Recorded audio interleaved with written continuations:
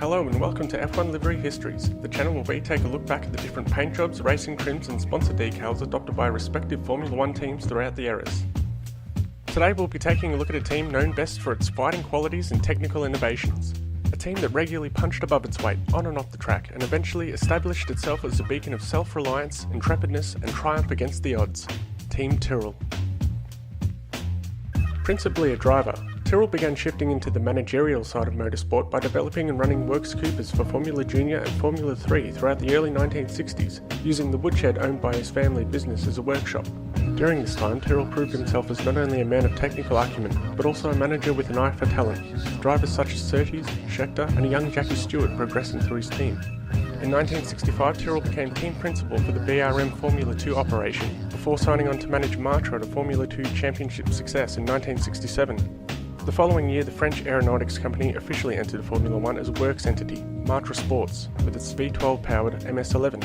Tyrrell was also set to enter the world of Formula 1, having brokered a deal that would see him operate a secondary Matra outfit, running a singular MS-10 fitted with Ford DFV power under the Matra International banner. This arrangement proved to be an instant success as Tyrrell's team reached third position in the Constructors' Championship in their debut season, with Jackie Stewart collecting 3 wins on his way to second place in the drivers' standings. Such was Tyrrell's excellence that the following season Matra decided to suspend their own Formula 1 project and instead devoted their efforts to Tyrrell's Matra International team by building the all-new MS-80, which in the hands of Jackie Stewart took both the Drivers' and Constructors' Championships with near consummate ease. However, Tyrrell's arrangement with Matra would prove to be short-lived, and following Matra's merger with French automaker Simca in 1970, Matra decided to reintroduce its own V12 engine at Formula 1 level, despite Tyrrell's insistence on Ford power. And so Tyrrell took the plunge to commission his own Formula 1 chassis, thus entering Formula 1 for the first time as an official constructor. So begins our retrospective on the racing liveries of the tenacious and inventive Tyrrell Racing Organisation.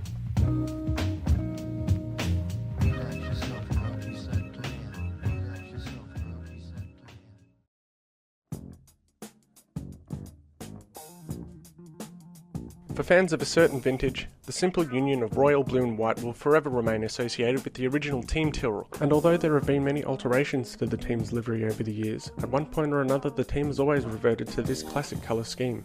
The colours were chosen in deference to Tyrrell's 2 major technical partners, Ford Motors and the French state-owned fuel company ELF, and were first seen painted on the March 701, a chassis used intermittently by Tyrrell on a customer basis throughout the 1970 season. The team would design and construct their own Formula 1 chassis, the Tyrrell 001, in secret during the 1970 season. The young team was set for a giant leap in 1971. In that season, the team would introduce slightly altered versions of the 001, in the form of the 002, raced by Francois Cevert, and the 003 type, which was raced by Jackie Stewart to twin championship glories in 1971. The following season, the team would compete with the Tyrrell 004, the final car built off the back of Derek Gardner's basic design. All the while, the cars retained the classic royal blue and white combination. The team produced the 005 and 006 cars, which raced throughout 1972 and 1973. 73 proved to be a bittersweet season for the team that oversaw Jackie Stewart become World Drivers' Champion for the 3rd time, but also the tragic death of Francois Cevert, who perished during a crash at Watkins Glen whilst qualifying for the United States Grand Prix. In 1974 and 75, the team raced with the 007 chassis, once again kitted out in blue and white, partnered by Ford and ELF. Tyrrell would go on to astound the Grand Prix racing world the following season with the introduction of the P34 at the 1976 Spanish Grand Prix. Arguably the most technologically ambitious Formula car of all time, and yet another brainchild of Frank Gardner, the 6-wheeled F1 car would prove to be a success at the highest level, most notably when the team recorded a 1-2 finish at the Swedish Grand Prix of 1976. In addition to an extra set of wheels, the car also adopted yellow racing numbers, along with a yellow racing strip along the side of the vehicle. In 1977, the upper portion of the car's monocoque was shaded white as First National City Travellers checks joined in as sponsors. In 1978, the team returned to a more conventional design template with the 008. The following season, Tyrrell would lose their partnership deal with ELF, which forced the team to race the first few events of the 1979 season sponsorless. In the French fuel company's absence, the team would display their team name prominently on their cars. The team would continue to use ELF lubricants on a customer basis, and another sponsorship deal was just around the corner for Ken Tyrrell's team. However, this would mark the end of the first and most successful chapter in the team's history.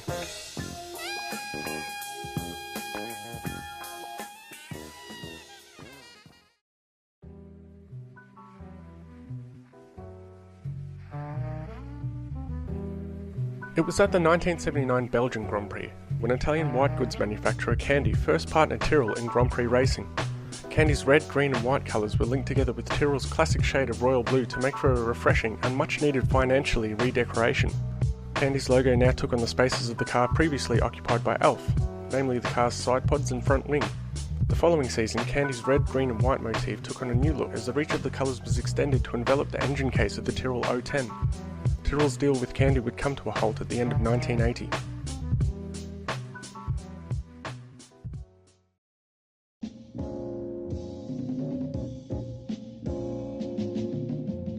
Once again bereft of title sponsorship, Tyrrell took on many different forms throughout the 1981 season.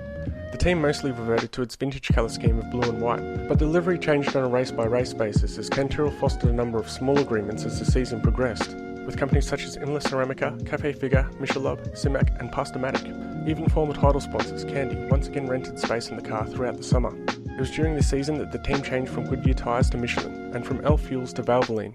However, Tyrrell's sponsorship problems continued into the beginning of 1982 as the team were once again obliged to race their cars without any major sponsorship.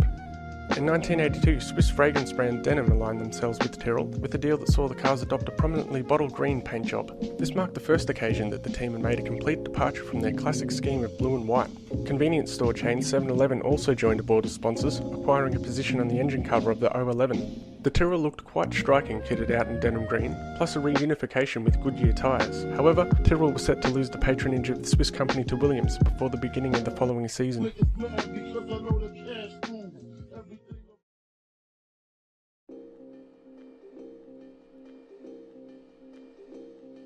For the 1983 season, Tyrrell returned with a dynamic green and black racing livery, in deference to their new sponsors, the Benetton Knitwear Company.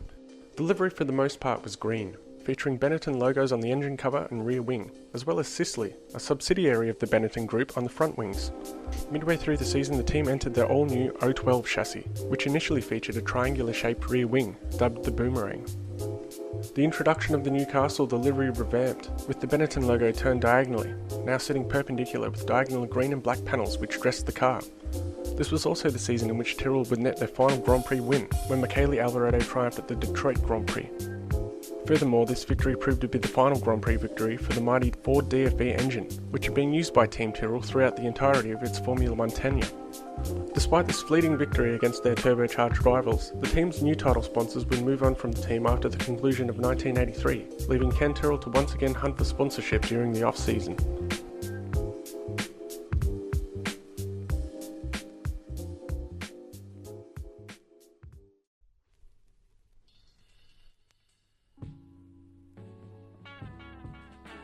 (1984) was a mixed season for Tyrrell, both on and off the track. In the absence of Benetton, the team underwent a further series of small race-to-race contracts with a variety of companies. For the season opener in Brazil, Martin Brundle's car ran without sponsorship, reprising the famed Tyrrell blue and white, whilst his teammate Stefan Belloff's car was painted in the colours of the Union Jack and featured the British flag upon the sides and nose of the car, as well as sponsorship from computer company Sistine. Come Monaco, the team had acquired new sponsors in the form of DeLonghi and Yardley, which saw Brundle's car painted in deep purple with gold trim and lettering, whilst Belloff's car took on black bodywork, with Disco Star and Moreto joining as sponsors. However, the money required to mount a serious challenge for the World Championship was not forthcoming for Ken Tyrrell's team, as the sponsorship changed consistently throughout the rest of the season. Disaster was to follow, as Tyrrell would have all of their championship points scored during the season, along with the financial benefits that went along with them, stripped by the FIA due to fuel irregularities involving the refilling of water tanks and the insertion of lead shot balls into the car's fuel tanks, in order to meet the minimum weight rules, and so Tyrrell were found guilty by the FIA for a number of infringements to the rules. Many observers, however, felt that the small British team were hard done by, and sustained a penalty more severe than their offences. The following season was the beginning of a new chapter for Tyrrell, as the team acquired the use of turbo engines for the first time, courtesy of Renault. However, the struggle for consistent sponsorship was still all too real for the Ockham outfit. The cars were once again painted blue in 1985, with businesses such as the Porchester Group, Vivitar and Moreto, who had returned from the previous season, all sponsoring the team at various stages throughout the season. The 1985 season also saw Tyrrell once again partnering up with Elf Fuels.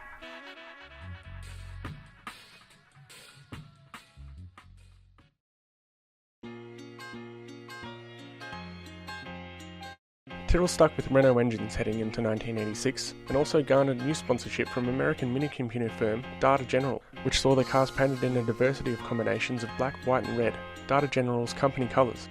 German wheels manufacturer ATS purchased space on the car's side pods for certain events, whilst British textiles company Courtaulds and Italian cosmetics company Kalamata secured a place on the rear wing of the car at different times during the season.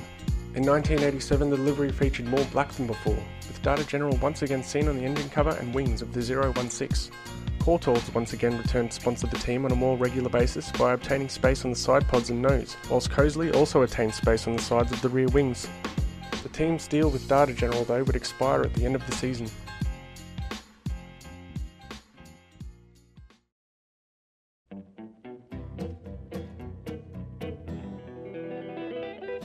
Following their association with Data General, Tyrrell would once again spend the next few years without a title sponsor. In 1988, the 017 undertook a black motif, with Courtaulds remaining from the previous season, joined by cigarette tycoon Camel, whose logos appeared within a thin yellow hoop on the car's nose cone, as well as at the very top of the car's airbox. Data General remained aboard, albeit in a smaller capacity, appearing now only on the sides of the car's wings, whilst corporate financiers Cavendish was seen in the rear wing, and multi-logistics company Unipart featured on the sides of the monocoque. In 1989 the cars were once again mostly blue, although the bright yellow of Camel was now seen in a larger capacity on the engine cover and rear wing of the 017 and 018. Unipart retained the usual position on the car, whilst the team secured deals with Pacific Express and Autobacks to appear on the car's side pods as the season progressed. Along with a change to Pirelli rubber, 1990 heralded another interchange of sponsors for the team as Epson, PIAA, Nippon Shinpan and Courtaulds all joined the team. The team continued to defy the odds with inventive cars such as the 019, which boasted an elevated anhedral nose cone, a design concept that has been universally adopted by all teams ever since. The 1990 livery once again took on a mostly two-tone concept featuring Tyrrell's two traditional racing colours. Nonetheless, change was soon to be afoot once more for the Ockham outfit.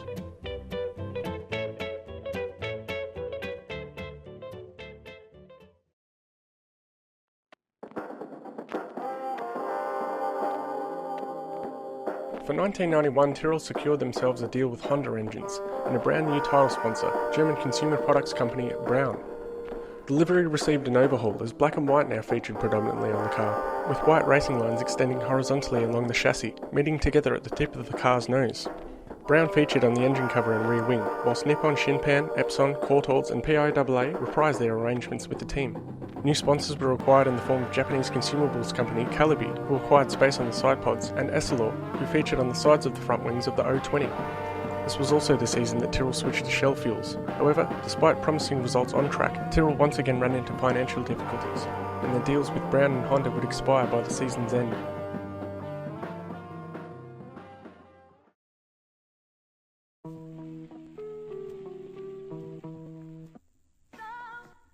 Tyrrell attained Ilmor engines and Goodyear tyres for the 1992 season. The team also returned to their traditional livery and Alf fuels, as their owner Ken Tyrrell continued the search for consistent sponsorship income. Calibi remained on board with the team, featuring once again on the monocoque, joined by Club Angle and Mastro Lindo. 1993 saw more changes for the team as they signed with BP Fuels and Yamaha engines and took on a predominantly blue livery. Tyrrell also signed Ukyo Katayama, who bought sponsorship dollars along with him in the form of cabin cigarettes. The bright red with the Japanese cigarette brand was seen on the airbox and front wing of the 020C. The team soldiered on into 1994 without any major sponsorship, this time with a chiefly white, sponsor-friendly livery. Japan Tobacco decided to promote their Mild 7 brand on the car, whilst the team picked up additional sponsors in the form of Club Angle, Penn Elcom, Autodesk, Doorjammer, Valentini, and Italian wheels manufacturer Fondmetal. Telecommunications giant Nokia partnered the team in 1995, with the company logo adorning the engine cover of the Yamaha-powered 023. Fondmetal expanded their involvement with the team by securing space on the rear wing, whilst Mild 7 was now seen within two blue bands that surrounded the driver's cockpit. For the beginning of the season, the car was painted almost solely in the shade of royal blue, which did much to harken memories of the Tyrrell cars of old. However, the livery was changed before the teams reconvened in Europe to a two-tone blue and white scheme to accommodate the arrival of Korean Air. The livery remained relatively untouched in 1996, albeit with the withdrawal of Nokia. The team would return to using Alf fuels during the season and maintain their partnerships with Mild 7, Korean Air and Fondmetal. Along with a list of smaller sponsors, the team would also strike up a deal with another telecommunications distributor, Motorola, during '96, a very welcome sight for a team which was by now struggling to stay afloat financially more than ever.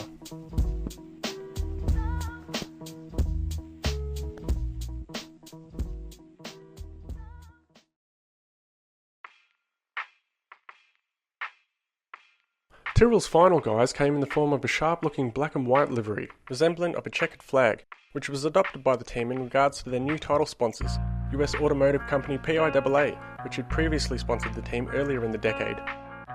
As ever, the team had a surprise for the Formula One world when lifting the covers off of the Ford-powered O25, which featured a unique nose cone design as well as its infamous X-Wings, used at high downforce circuits.